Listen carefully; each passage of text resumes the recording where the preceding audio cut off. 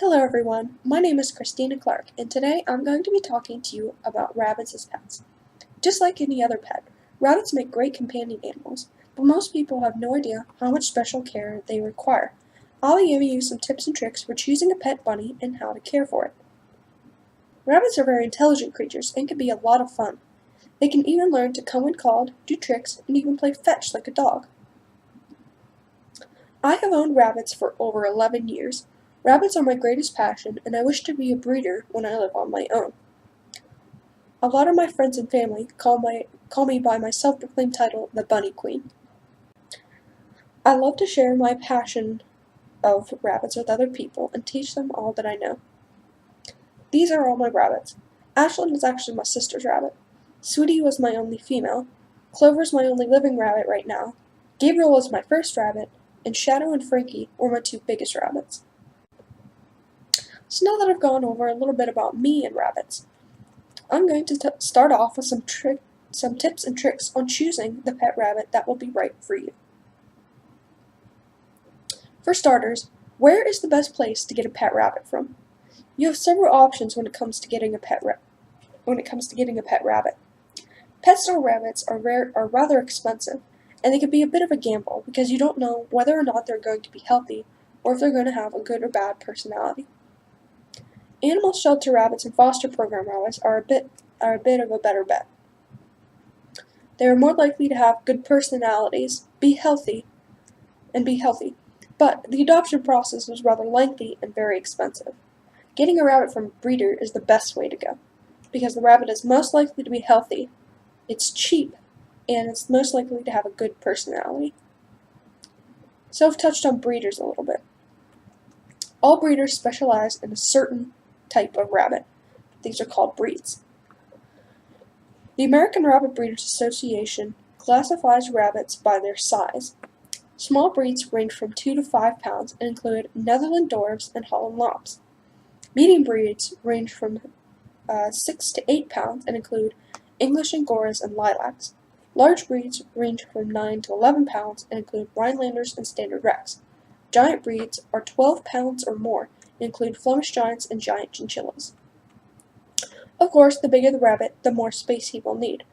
Rabbits can live indoors or outdoors. Indoors is the better choice, and they require lots of room to run around and play, and also require a place to hide if they are scared, and a litter pan so they won't be pooping everywhere. Rabbits can live outdoors as well, but must live in a hutch, which needs to be off the ground and have a weatherproof roof, and it must also have an enclosed space to protect them from the elements. So like I said, rabbits need very special housing. They also require very special attention and care as well. A rabbit's diet is very specific. It needs to consist of at least 80% hay. Hay is detrimental to a rabbit's diet as it helps them digest their food. Rabbits' digestive systems are very fragile.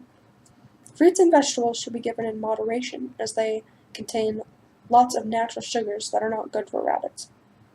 Fresh, clean water should be available at all times, and pellets should consist of the rest of your rabbit's diet.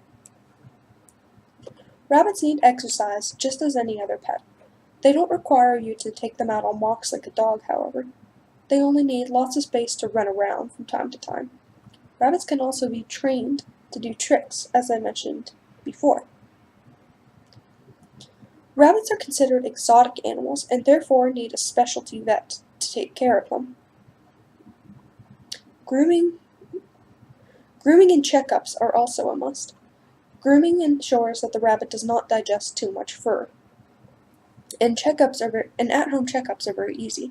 All you must do is check their eyes, their ears, their nose, their mouth, and their bottom. An emergency first aid kit is also very important. I watched a video on YouTube by Lennon the Bunny where she gave a tour of what's inside her rabbit emergency first aid kit. These included nail clippers, cotton pads and swabs, a thermometer, baby gas drops, and syringes. Keeping a rabbit clean is not hard. Rabbits clean themselves like cats do. In fact, bathing a rabbit is a very bad thing to do. Submerging a rabbit in water can cause the rabbit to go into shock and even die.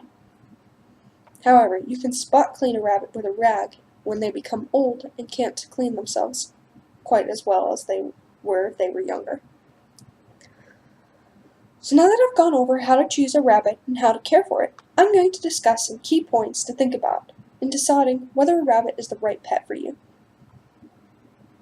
Rabbits are not very good as first-time pets, and are not good pets for children either.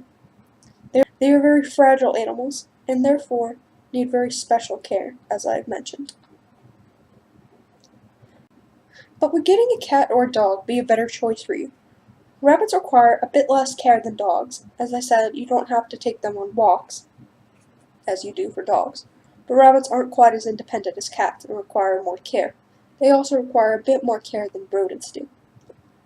You can, however, get a rabbit if you do have a dog or cat already.